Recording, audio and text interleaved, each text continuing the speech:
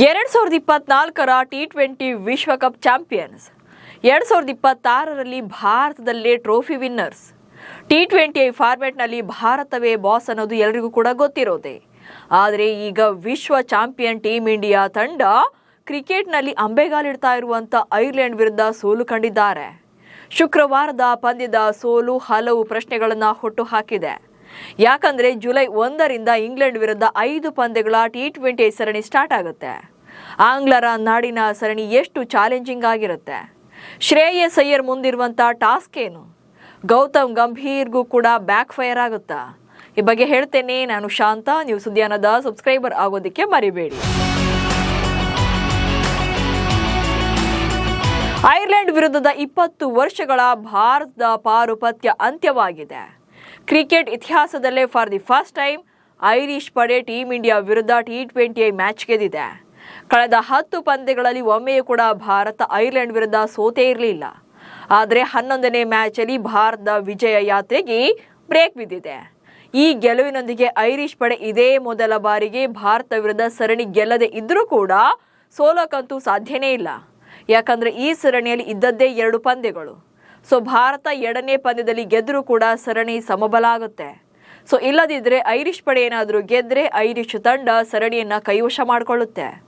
ಐರ್ಲೆಂಡ್ನಂಥ cricket ಶಿಶುವಿನ ಎದುರೇ ಸೋತಿರುವಂಥ ಭಾರತಕ್ಕೆ ಅಸಲಿ task next ವೀಕಿಂದ ಶುರುವಾಗಲಿದೆ. ಭಾರತದ ವಿರುದ್ಧ ಸರಣಿ ಗೆಲ್ಲಲು ಬಲಿಷ್ಠ ಆಂಗ್ಲ ಪಡೆ ರೆಡಿ. ಐರಿಷ್ ಸರಣಿ ಮುಗಿದ 3 ದಿನದಲ್ಲಿ ಟೀಮ್ ಇಂಡಿಯಾ ಇಂಗ್ಲೆಂಡ್ ವಿರುದ್ಧ ಟಿ20 ಸರಣಿಯ ಅಖಾಡಕ್ಕೆ ಧುಮುಕಲಿದೆ. ಜೂನ್ 28ಕ್ಕೆ 2ನೇ ಪಂದ್ಯ ಅಂದರೆ ಭಾನುವಾರ 2ನೇ ಪಂದ್ಯ ಆಡಿದ ಬಳಿಕ ಜುಲೈ 1ರಿಂದ 5 ಪಂದ್ಯಗಳ ಟಿ20 ಸರಣಿ ಶುರುವಾಗುತ್ತೆ. ಅದಾದ ಮೇಲೆ ಜುಲೈ 14ರಿಂದ 3 ಪಂದ್ಯಗಳ ಏಕದಿನ ಸರಣಿ ಕೂಡ ಇದೆ. ವಿಷಯ ಅಂದರೆ ಭಾರತ ಈಗ ಟಿ20 ಫಾರ್ಮ್ಯಾಟ್ನಲ್ಲಿ ಇಂಗ್ಲೆಂಡ್ ವಿರುದ್ಧ ಗೆಲ್ತಾರಾ ಅನ್ನೋದೇ. ಭಾರತದ ವಿರುದ್ಧ ನಡೆಯಲಿರುವಂಥ 5 ಪಂದ್ಯಗಳ ಟಿ20 ಸರಣಿಗೆ ಇಂಗ್ಲೆಂಡ್ ಕ್ರಿಕೆಟ್ ಮಂಡಳಿ ಕೂಡ 17 ಸದಸ್ಯರ ಬಲಿಷ್ಠ ತಂಡವನ್ನೇ ಕಟ್ಟಿದೆ. ಹ್ಯಾರಿ ಬ್ರೂಕ್ ಅವರ ಕ್ಯಾಪ್ಟನ್ಸಿಯಲ್ಲಿ ಈ ತಂಡದಲ್ಲಿ ರಾಯಲ್ ಚಾಲೆಂಜರ್ಸ್ ಬೆಂಗಳೂರು ತಂಡದ 3 ಆಟಗಾರರು ಕೂಡ ಸ್ಥಾನ ಪಡೆದಿದ್ದಾರೆ. ಹಾಗೆ ಇಂಜುರಿಯಿಂದ ರಿಕವರ್ ಆಗಿ ಸ್ಟಾರ್ ಪ್ಲೇಯರ್ಸ್ ಕೂಡ ಕಮ್ಬ್ಯಾಕ್ ಮಾಡಿದ್ದಾರೆ. ಹೀಗಾಗಿ ಇಂಗ್ಲೆಂಡ್ ಟೀಮ್ ಬಲಿಷ್ಠವಾಗಿದೆ. ಮತ್ತೊಂದು ಕಡೆ ಭಾರತ ಐರಿಷ್ ವಿರುದ್ಧದ ಸರಣಿ ಆಡಿದವರೇ ಇಂಗ್ಲೆಂಡ್ ವಿರುದ್ಧ ಕೂಡ ಆಡೋದ್ರಿಂದ ಹೊಸ ಸವಾಲು ಕೂಡ ಎದುರಾಗಲಿದೆ. ಸೊ ಏನೆಲ್ಲ ಅನ್ನೋದನ್ನ ಒಂದೊಂದಾಗಿ ನೋಡ್ತಾ ಹೋಗೋಣ. ಟಿ20 ತಂಡದಲ್ಲೇ ಇಲ್ಲದಂತ ಶ್ರೇಯಸ್ ಅಯ್ಯರ್ ಕ್ಯಾಪ್ಟನ್ ಮೂಲಕ ಕಂಬ್ಯಾಕ್ ಮಾಡಿರುವಂಥದ್ದು. ಕಳೆದ 3 ವರ್ಷಗಳಿಂದ ಭಾರತ ಟಿ20 ತಂಡದಲ್ಲಿ ಆಡದೇ ಇದ್ದಂಥ ಶ್ರೇಯಸ್ ಅಯ್ಯರ್ ಈಗ ನಾಯಕನಾಗಿ ತಂಡಕ್ಕೆ ಕಂಬ್ಯಾಕ್ ಮಾಡಿರೋದ್ರಿಂದ ತಂಡವನ್ನು ಸಮರ್ಥವಾಗಿ ನಿಭಾಯಿಸುವಂಥ ಚಾಲೆಂಜ್ ಕೂಡ ಶ್ರೇಯಸ್ ಅಯ್ಯರ್ ಅವರ ಮುಂದೆ ಇರುತ್ತೆ. ಇನ್ನು ಇಂಗ್ಲೆಂಡ್ನಲ್ಲಿ ಟಿ20 ಪಂದ್ಯವನ್ನು ಆಡಿ ಶ್ರೇಯಸ್ 4 ವರ್ಷಗಳೇ ಕಳೆದಿರುವಂಥದ್ದು.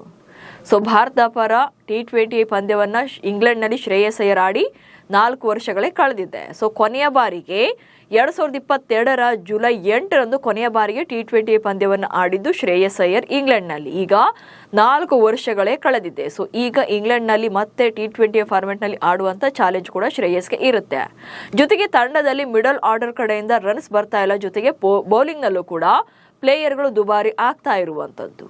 ಹೌದು, ಇಲ್ಲೇನಂತಂದರೆ ಮಿಡಲ್ ಆರ್ಡರ್ನಲ್ಲಿ ಟಿ20 ತಂಡದಲ್ಲಿ ರನ್ಸ್ ಇಲ್ಲ. ವಾಷಿಂಗ್ಟನ್ ಸುಂದರ್ ಹಾಗೆ ಅಕ್ಷರ್ ಪಟೇಲ್ ಕಂಪ್ಲೀಟ್ ಆಗಿ IPLನಲ್ಲೂ ಕೂಡ ವೀಕ್ ಇದ್ರು. ಈಗ ಅದೇ ಕನ್ಸಿಸ್ಟೆನ್ಸಿಯಲ್ಲಿ ಆಡ್ತಾ ಇರೋದ್ರಿಂದ ಸೊ ಭಾರತಕ್ಕೆ ಇದು ಮಿಡಲ್ ಆರ್ಡರ್ನಲ್ಲಿ ಟ್ರಬಲ್ ಆಗೇ ಆಗುತ್ತೆ. ಜೊತೆಗೆ ಬೌಲಿಂಗ್ನಲ್ಲಂತೂ ತುಂಬಾ ಎಕ್ಸ್ಪೆನ್ಸಿವ್ ಆಗ್ತಿದ್ದಾರೆ. ಸೊ ಇದರ ಬಗ್ಗೆ ಕೂಡ ರಿಕವರ್ ಆಗಲೇಬೇಕಿದೆ. ಜೊತೆಗಿನ್ನ ಹಾರ್ದಿಕ್ ಪಾಂಡ್ಯ ಕೂಡ ತಂಡದಲ್ಲಿ ಇಲ್ಲ.